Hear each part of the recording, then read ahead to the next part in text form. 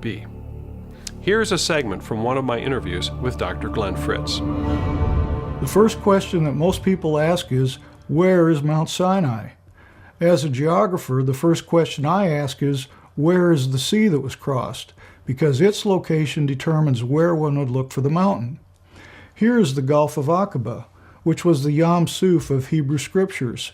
It was a major landmark defining the eastern Sinai Peninsula, the southern extent of the Promised Land, and the coast of Midian in Arabia.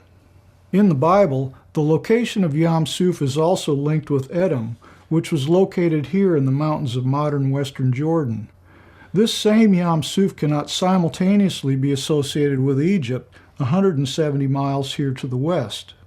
The reason that the Septuagint scholars assigned the Red Sea term to Yam Suf is because it was the only sea in the region that they knew of, other than the Mediterranean. They relied on the knowledge of the Greek geographers. The interesting thing is that the Greek geography excluded the Gulf of Aqaba, which was the biblical Yam Suf. The legacy of this error can be seen on this map made in 1626. Here we see the Red Sea drawn as a single shaft of water, with no Gulf of Aqaba.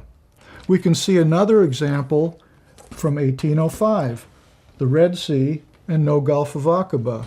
And also on this map from 1822, we see the Red Sea, but guess what's missing? The Gulf of Aqaba.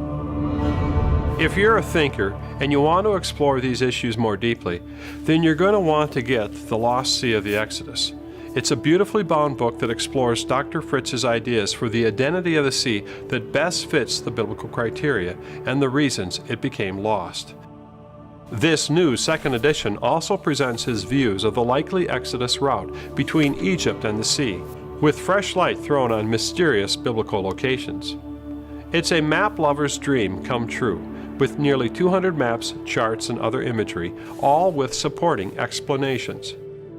We're so happy that Glenn took the painstaking effort to create this wonderful resource, and as always, you can decide for yourself the strength of this argument.